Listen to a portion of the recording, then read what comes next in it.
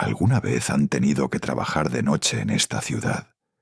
No me refiero a salir de fiesta o a quedarse despierto viendo series hasta que amanece. Hablo de verdadera chamba nocturna, esa que te obliga a ver a la Ciudad de México con otros ojos, cuando las calles se vacían y el metro se convierte en un túnel de soledad.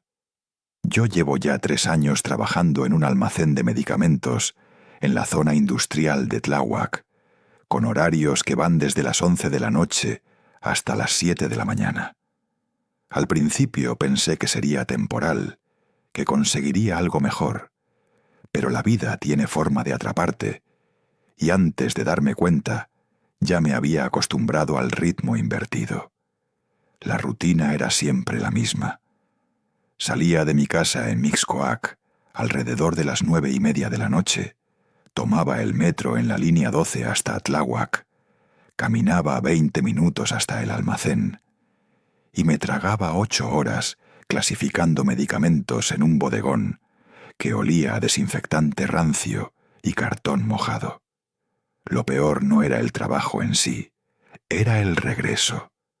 Para cuando terminaba mi turno, ya no había micros ni taxis confiables en esa zona, así que mi única opción era caminar de regreso a la estación Tláhuac y rezar porque el último convoy de la línea 12 todavía estuviera corriendo.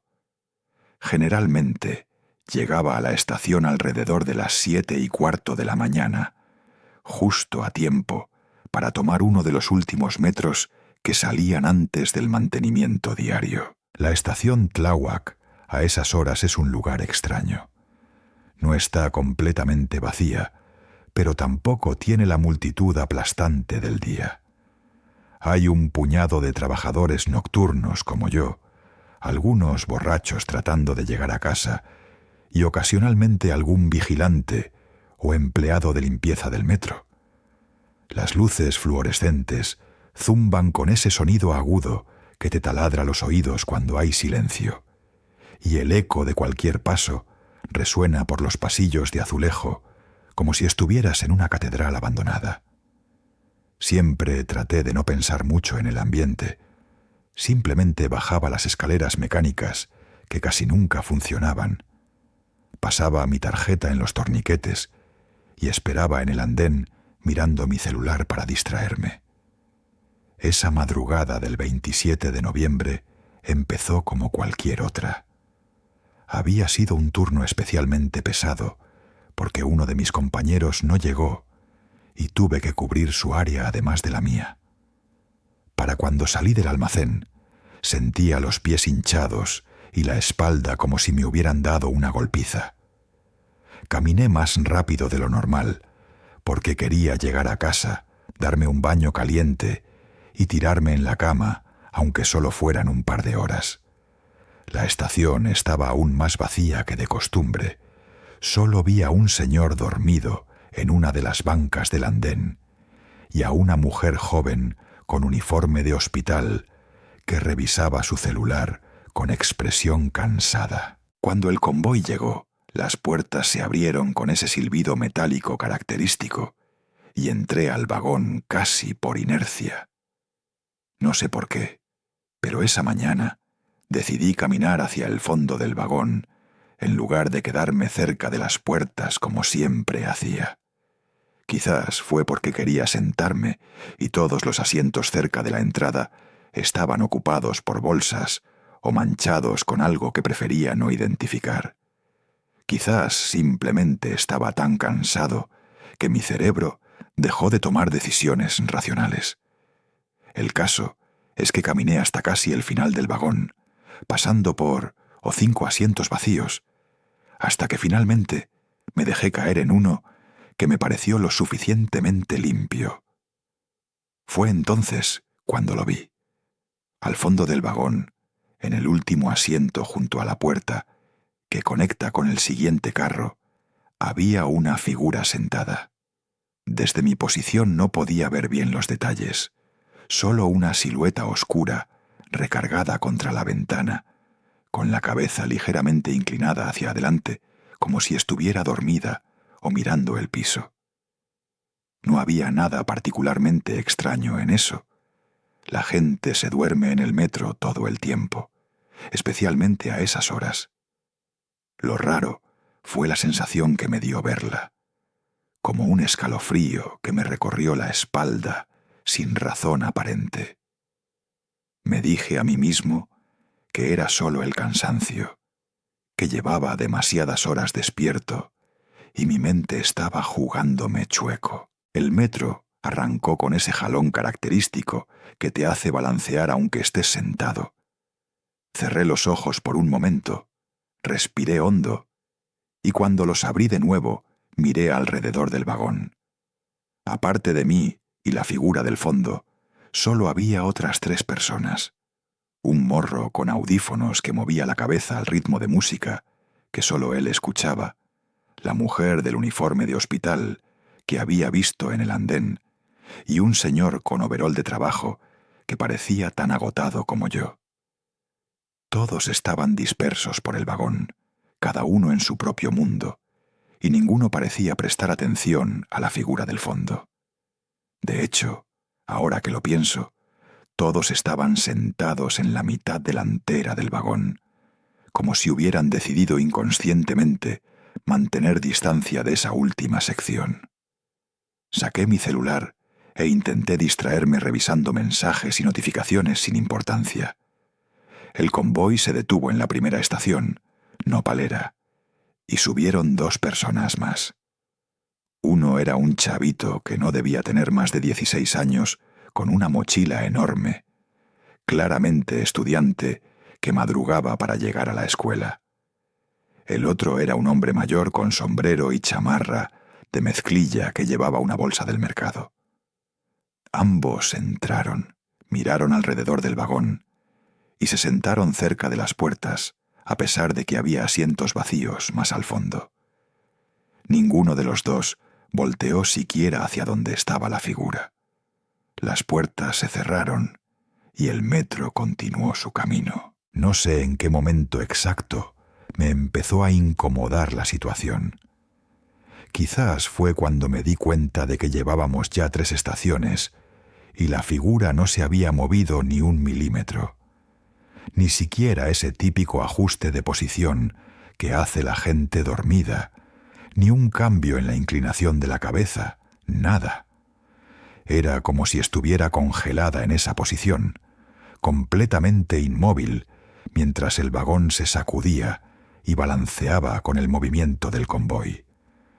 Intenté enfocarme en mi celular, en los mensajes de mi familia, preguntándome a qué hora llegaría, pero mi mirada seguía regresando a esa silueta oscura del fondo.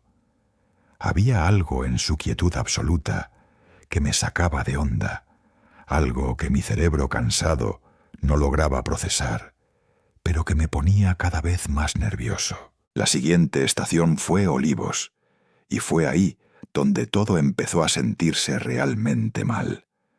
Cuando el convoy se detuvo y las puertas se abrieron, entró un grupo de personas, 3 hombres y una mujer, todos con pinta de venir de alguna fiesta o bar. Venían riéndose y hablando fuerte, de esos que normalmente te sacan de quicio cuando solo quieres llegar a casa en paz. Pero lo que me llamó la atención no fue su escándalo, sino lo que pasó cuando entraron al vagón. El primero que entró, un tipo alto con camisa de cuadros, dio literalmente 2 pasos adentro, volteó hacia el fondo del vagón y se detuvo en seco. Su sonrisa se congeló en la cara por un segundo, como si hubiera visto algo que lo desconcertó por completo. Sin decir nada, jaló del brazo al siguiente y los se acomodaron en los primeros asientos junto a las puertas, apretujados a pesar de que había espacio de sobra más adelante. Me pareció raro, pero no le di mayor importancia.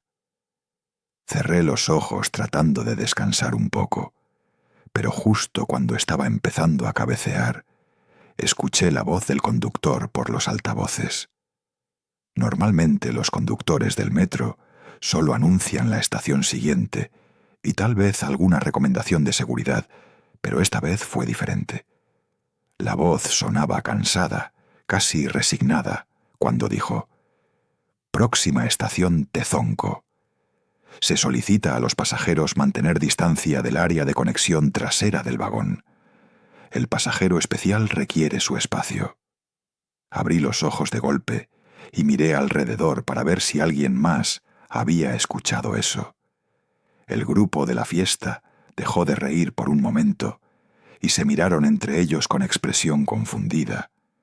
Pero luego uno hizo un comentario que no alcancé a escuchar, y todos volvieron a reírse, aunque esta vez con menos convicción. En Tezonco subieron 2 señoras mayores con bolsas del mandado y un joven con uniforme de gasolinera.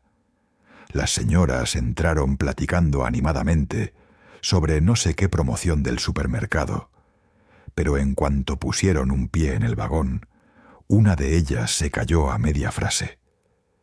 Vi cómo su mirada se dirigió hacia el fondo, hacia donde estaba esa figura inmóvil, y algo en su expresión cambió. Le dijo algo al oído a su comadre, y ambas se apresuraron a sentarse en la sección media del vagón, justo frente a donde yo estaba. El tipo de la gasolinera ni siquiera volteó. Simplemente se quedó parado junto a las puertas, sostenido del tubo metálico, con la vista fija en su celular, pero con una rigidez en los hombros que delataba tensión. Fue en ese momento cuando decidí voltear claramente hacia el fondo del vagón. Necesitaba saber qué demonios estaba pasando, por qué todos parecían evitar esa área. La figura seguía ahí, en la misma posición exacta que tenía cuando subí. Desde mi ángulo podía ver que vestía algo oscuro, tal vez una chamarra o abrigo negro, y lo que parecía ser un gorro o capucha cubriéndole la cabeza. No alcanzaba a distinguir su cara porque la tenía inclinada hacia abajo, pero había algo en su postura que no cuadraba. No era como alguien dormido o cansado, era más bien como una estatua, como si alguien hubiera colocado ahí un maniquí y lo hubiera dejado olvidado. El aire alrededor de esa sección parecía más denso, más frío, aunque eso podía ser solo mi imaginación jugándome chueco otra vez. Tratando de calmarme, saqué mi celular y me puse a revisar cualquier pendejada en redes sociales. Pero mi concentración valió madres cuando llegamos a UAM Atlético.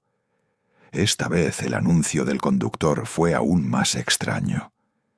Su voz sonaba tensa, casi como si estuviera leyendo algo que lo incomodaba.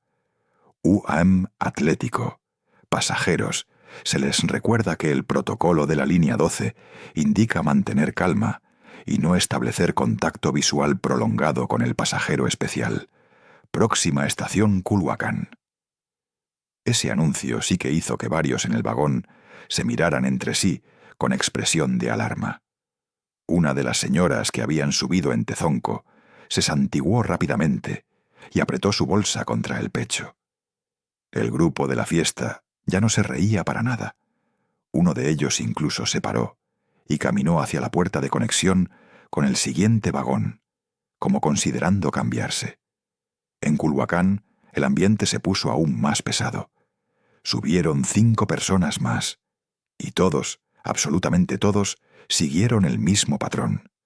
Entraban al vagón, sus ojos inevitablemente se dirigían hacia el fondo, se quedaban quietos por un segundo, y luego se acomodaban lo más lejos posible de esa área. Ya para este punto, el vagón estaba empezando a llenarse, pero toda la sección trasera permanecía completamente vacía, excepto por esa figura y por mí, que estaba como a 3 metros de distancia. Me empecé a sentir expuesto, vulnerable, como si estar cerca de eso fuera algún tipo de error que todos los demás pasajeros sabían evitar por instinto. El estómago se me encogió y sentí un sudor frío bajándome por la espalda, a pesar del aire acondicionado del vagón. Cuando el metro arrancó de nuevo, las luces parpadearon por primera vez. Fue solo un segundo, un parpadeo rápido que podría haber sido por cualquier falla eléctrica normal del metro, pero todos en el vagón lo notamos. La señora que se había santiguado antes, ahora estaba rezando en voz baja, moviendo los labios sin sonido, mientras sus dedos apretaban un rosario que había sacado de su bolsa. El tipo de la gasolinera cambió de posición, moviéndose más cerca de las puertas de salida, listo para bajarse en la siguiente estación, aunque claramente no era su parada. Yo mismo sentí el impulso de pararme, de cambiarme de vagón o simplemente bajarme en la próxima estación y tomar otro metro, pero algo me detenía. Tal vez era orgullo estúpido, o tal vez simple terquedad de no querer aceptar que algo genuinamente extraño estaba pasando. En San Andrés Tomatlán pasó algo que me heló la sangre. Un chavito de secundaria subió corriendo al vagón justo cuando las puertas estaban por cerrarse, claramente retrasado para la escuela. Entró con esa energía frenética de adolescente que viene tarde, y sin pensarlo, caminó directo hacia el fondo del vagón, buscando asiento. Varios pasajeros lo vieron, y hubo un momento de tensión colectiva, como si todos quisiéramos advertirle, pero no supiéramos cómo. El morro ya estaba a punto de sentarse en uno de los asientos cercanos a la figura, cuando uno de los hombres del grupo de la fiesta lo llamó. «¡Hey, chavito! Ven acá. Hay lugar aquí adelante». El tono fue casual, pero firme, casi urgente. El estudiante se volteó confundido, miró los asientos vacíos a su alrededor, pero algo en la expresión del hombre lo convenció de regresar hacia el frente del vagón. Las luces volvieron a parpadear, esta vez más prolongado, y por un instante el vagón quedó en completa oscuridad. Cuando se reencendieron, yo estaba mirando directamente hacia el fondo, y juro que la figura había cambiado de posición. La cabeza ya no estaba inclinada hacia abajo, sino ligeramente levantada, como si ahora estuviera mirando hacia el frente del vagón. No podía ver su cara porque seguía en sombras, pero la sensación de ser observado me invadió tan fuerte que me costó trabajo respirar. Mis manos empezaron a temblar y el celular casi se me cae al piso. Alrededor mío, otros pasajeros también lo habían notado, porque varios se habían puesto tensos, algunos literalmente pegados contra las puertas del vagón, esperando la siguiente estación para salir de ahí cuanto antes. Pasamos la estación Mexicaltzingo y el vagón ya estaba medio vacío. La mayoría de los pasajeros que habían subido conmigo se habían ido bajando con excusas apresuradas, como si de repente recordaran que tenían asuntos urgentes en otras paradas. Quedábamos tal vez 6 o 7 personas dispersas por el vagón, todos pegados a las puertas de salida o literalmente parados junto a los botones de emergencia.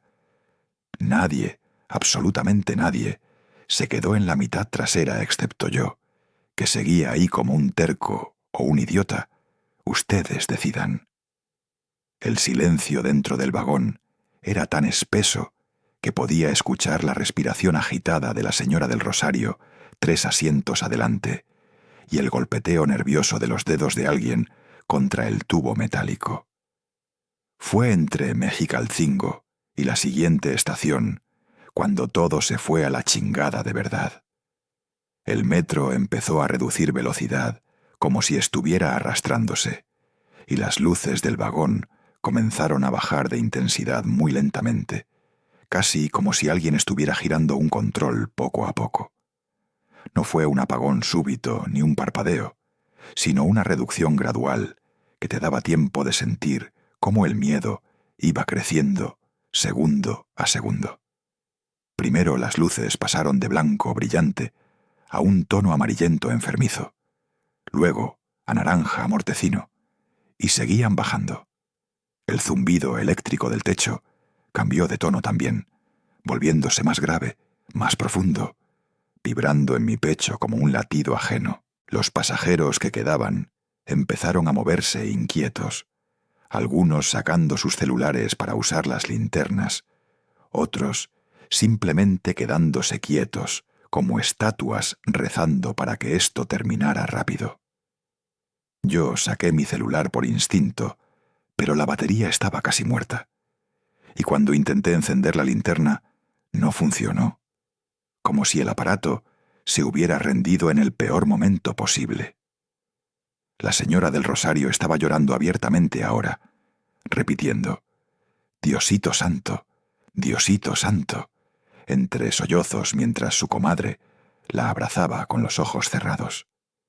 Un hombre joven intentó jalar la palanca de emergencia de la puerta, pero no pasó nada, como si el sistema completo del vagón hubiera dejado de responder a los comandos humanos. Las luces siguieron bajando hasta que quedamos en una penumbra rojiza, casi como esa iluminación de emergencia que ves en las películas de submarinos a punto de hundirse. En esa luz tenue y sanguinolenta, todo se veía distorsionado. Las caras de los pasajeros parecían máscaras de cera, y las sombras se alargaban por las paredes del vagón, de formas que no tenían sentido geométrico. El metro seguía avanzando, pero ahora tan lento que parecíamos estar flotando, como si nos hubiéramos salido del túnel normal y estuviéramos deslizándonos por algún espacio entre estaciones que no debería existir. No había anuncios del conductor. No había ese traqueteo característico de las ruedas sobre los rieles. Solo ese zumbido grave y un silencio pesado que te aplastaba los oídos. Y entonces pasó. Las luces del vagón se apagaron completamente, todas al mismo tiempo, sumergiéndonos en oscuridad absoluta. Durante 2 o 3 segundos no se veía absolutamente nada, ni siquiera los reflejos en las ventanas, como si nos hubieran metido en una caja de terciopelo negro. Sentí que el aire se me atoraba en la garganta, y un frío penetrante me recorrió todo el cuerpo. No el frío normal del aire acondicionado, sino algo más profundo, más antinatural, como si toda la temperatura del vagón hubiera bajado 10 grados en un instante. Escuché gritos ahogados de otros pasajeros, alguien llamando a Dios con voz rota, el sonido de algo cayendo al piso, pero todo se sentía lejano y distorsionado. Cuando mis ojos empezaron a ajustarse a la oscuridad, me di cuenta de algo que me dejó paralizado. No estábamos en oscuridad total. Había luz, pero solo en un punto específico del vagón. Al fondo, exactamente donde estaba sentada esa figura, había un resplandor tenue, azul pálido, como esas luces químicas que usan en los conciertos, pero más fantasmal, más enfermiza. Esa luz no iluminaba el resto del vagón. Se quedaba contenida en un círculo perfecto alrededor de esa área, como si existiera en su propia dimensión, separada del resto de la realidad. Y en medio de ese resplandor azulado, la figura ya no estaba sentada con la cabeza inclinada, estaba de pie. Les juro que intenté apartar la mirada, pero no pude. Era como si esa presencia hubiera tomado control de mis ojos, obligándome a ver lo que sea que estaba revelándose. La figura era alta, mucho más alta de lo que debería ser cualquier persona normal, y su silueta se veía antinatural, como ligeramente desdibujada en los bordes, vibrando con ese resplandor azul. Llevaba ropa oscura pero manchada de algo que se veía húmedo, incluso en la penumbra, y lo que me destrozó el alma fue cuando pude ver su cara, o lo que quedaba de ella. No era una cara completa, era como un rostro a medio formar, con rasgos borrosos excepto por los ojos, 2 puntos de luz blanca intensa que me miraban directamente a mí, atravesándome. En ese momento dejé de respirar. El miedo que sentí No era solo susto o nervios, era terror visceral, primitivo, el tipo de miedo que sienten los animales antes de morir. Mi cuerpo entero se puso rígido y sentí que el estómago se me retorcía, como si algo me estuviera apretando las tripas desde adentro. La figura dio un paso hacia adelante, y ese movimiento fue completamente silencioso, pero lo sentí en todo el vagón, como una vibración que venía desde abajo, desde los rieles mismos. Otros pasajeros también lo vieron, porque escuché gritos ahogados y el sonido de gente golpeando desesperadamente las puertas, tratando de salir. La entidad, porque ya no podía llamarla figura ni persona, dio otro paso, y con cada paso que daba, el círculo de luz azul se expandía un poco, revelando más detalles que mi cerebro trataba desesperadamente de rechazar. Vi que sus manos eran demasiado largas, con dedos huesudos que colgaban hasta las rodillas. Vi que donde debería estar la frente había una marca oscura, como una abolladura o hundimiento profundo, del tipo que dejaría un golpe terrible. Y vi que de su ropa goteaba algo espeso que caía al piso del vagón, pero no dejaba charcos, simplemente desaparecía al tocar el suelo, como si fuera absorbido por otra dimensión. El zumbido grave se volvió ensordecedor, tan fuerte que sentía que me iban a sangrar los oídos. La temperatura bajó aún más, y mi aliento salía visible en nubes de vapor, algo imposible en un vagón de metro cerrado. La entidad levantó una de esas manos largas y huesudas, apuntando directamente hacia donde yo estaba, y en ese gesto sentí una intención malévola tan pura que casi me desmayó. No era solo que quisiera asustarme, era algo más profundo, como si estuviera reclamando algo, como si dijera, tú no deberías estar aquí, o este es mi lugar ahora. Su boca, o lo que parecía ser su boca, se abrió en un gesto imposible, demasiado ancho, revelando oscuridad absoluta adentro. Fue entonces cuando escuché voces. No venían de los altavoces ni de los otros pasajeros, venían directamente del fondo del vagón, múltiples voces superpuestas hablando al mismo tiempo. Algunas gritaban nombres, otras pedían ayuda con desesperación, otras simplemente repetían «No puedo salir, no puedo salir», una y otra vez. Reconocí el patrón. Eran las voces de gente atrapada, de personas que no pudieron escapar del metal retorcido esa noche del accidente. Y todas esas voces parecían emanar de la entidad frente a mí, como si fuera un receptáculo de todos los que murieron sin terminar su trayecto. Mi cuerpo finalmente reaccionó. Me paré de golpe, tan rápido que casi me caigo, y retrocedí tropezando hasta chocar contra la puerta del vagón. La entidad dio otro paso hacia adelante, ahora completamente visible bajo esa luz azul antinatural, y pude ver que no caminaba realmente. Sus pies no tocaban el suelo, simplemente se deslizaba flotando a unos centímetros de altura. Los otros pasajeros estaban histéricos, golpeando ventanas, gritando por ayuda.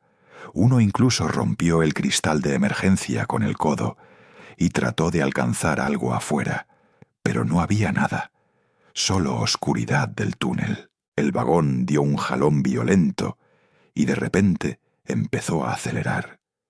La entidad se quedó quieta por un momento, como si estuviera evaluando algo, y luego, en un movimiento que desafió toda lógica, se giró 180 grados sin mover los pies, dándome la espalda. Vi entonces algo que me hizo vomitar el alma. Su espalda estaba completamente abierta, como si algo la hubiera atravesado de adelante hacia atrás, dejando un hueco irregular por donde se veía esa misma luz azul, saliendo como si tuviera un motor adentro. Era la herida de alguien que murió aplastado, comprimido entre metal hasta que su cuerpo cedió. Las luces del vagón volvieron de golpe, todas al mismo tiempo, cegándome temporalmente. Cuando mis ojos se ajustaron, la entidad había desaparecido. El área del fondo estaba completamente vacía, como si nunca hubiera habido nada ahí.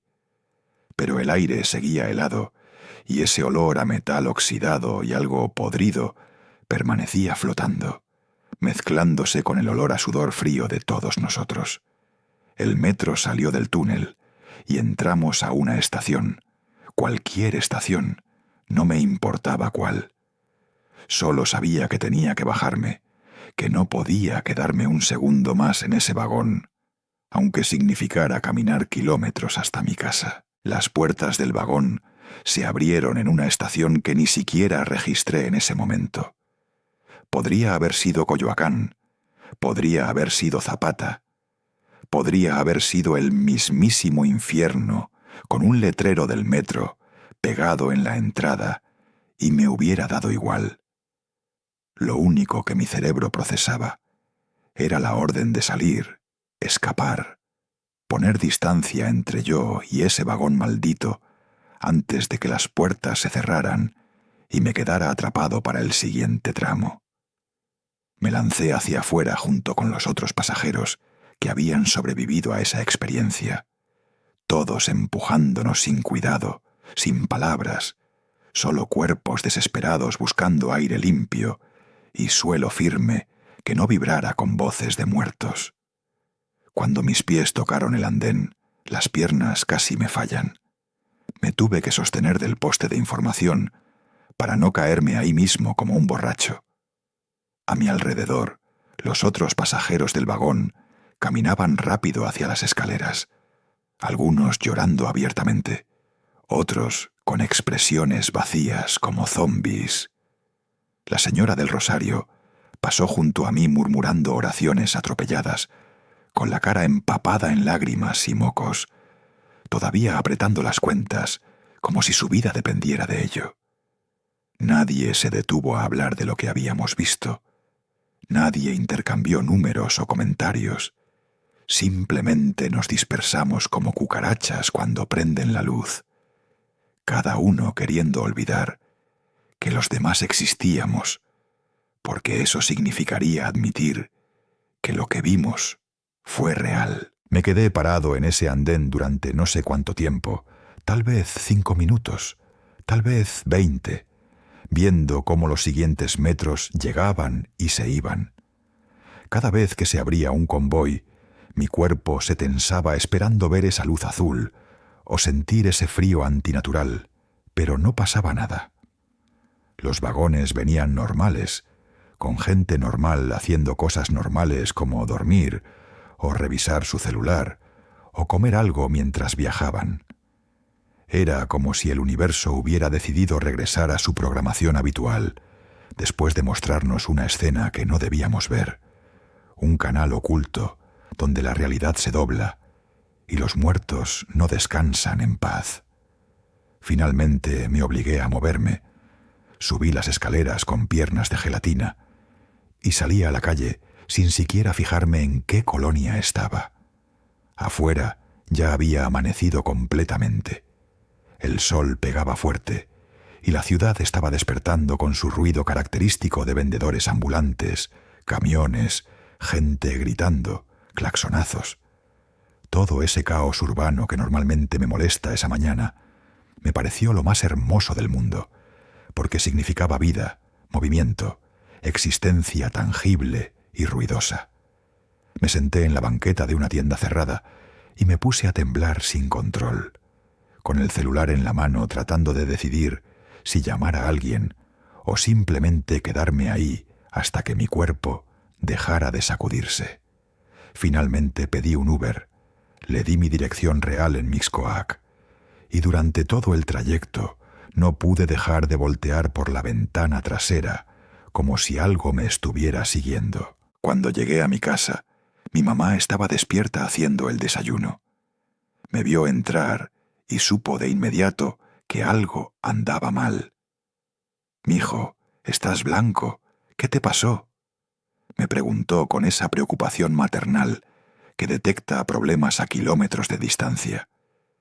Le dije que me había sentido mal en el metro, que tuve un ataque de pánico o algo así, pero no le conté la verdad completa, porque sabía que o no me creería, o se preocuparía demasiado y me llevaría con un psiquiatra. Me preparó té de manzanilla y me mandó a dormir, y yo obedecí como niño chiquito, aunque sabía que no iba a poder cerrar los ojos sin ver esa figura flotando hacia mí. Pasaron los días y traté de regresar a la normalidad, pero algo había cambiado en mí de forma permanente. Cada noche antes de salir al trabajo, sentía un nudo en el estómago que no se iba hasta que confirmaba que tomaría una ruta diferente. Empecé a irme en combi, aunque tardara el doble y me saliera más caro, o a pedirle aventón a compañeros aunque tuviera que esperarlos una hora después de mi turno. Lo que sea con tal de no volver a subir a la línea 12, especialmente no después de medianoche. Mis compañeros me preguntaban por qué había cambiado mi rutina, y yo inventaba excusas vagas sobre asaltos o querer hacer ejercicio caminando más. Nadie insistía mucho.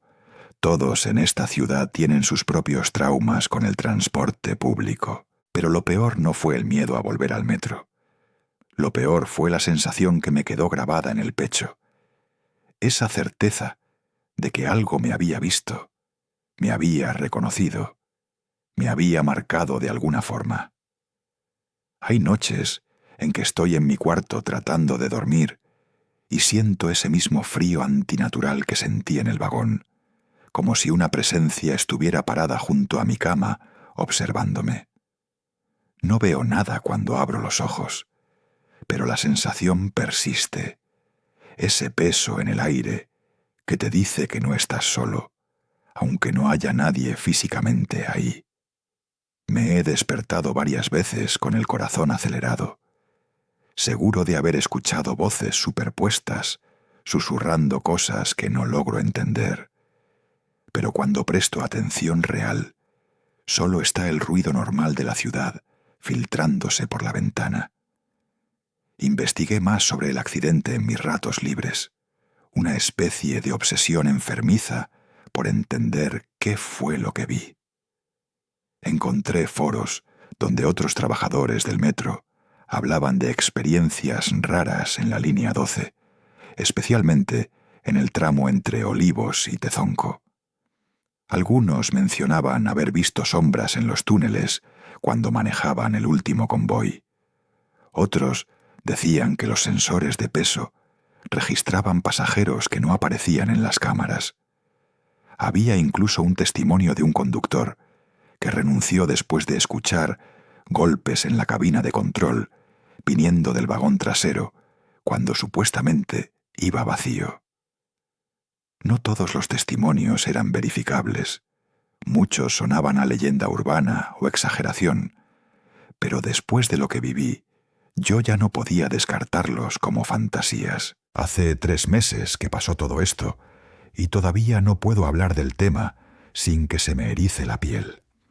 Hay gente que me ha sugerido que vaya a terapia, que procese el trauma, que lo vea como una alucinación colectiva causada por estrés o malas condiciones del aire en el metro. Y quizá tengan razón. Quizá mi mente fabricó todo, basándose en el cansancio y el conocimiento previo del accidente, creando una narrativa de terror donde solo había gente normal y fallas eléctricas. Pero ustedes que me están escuchando, pregúntense esto. ¿Cómo explican que todos los que estábamos en ese vagón reaccionáramos igual? ¿Cómo explican que las luces se apagaran en patrón específico? ¿Cómo explican ese frío y esas voces? No tengo respuestas, solo tengo preguntas que me persiguen. ¿Qué hubiera pasado si no me bajo en esa estación? ¿A dónde llevaba ese convoy después de que las luces volvieron? ¿La entidad sigue ahí, noche tras noche, esperando en el último asiento del último metro? Hay veces en que pienso en las personas que murieron en ese accidente en cómo debió ser estar atrapados sabiendo que no iban a salir, sintiendo el metal aplastándolos lentamente.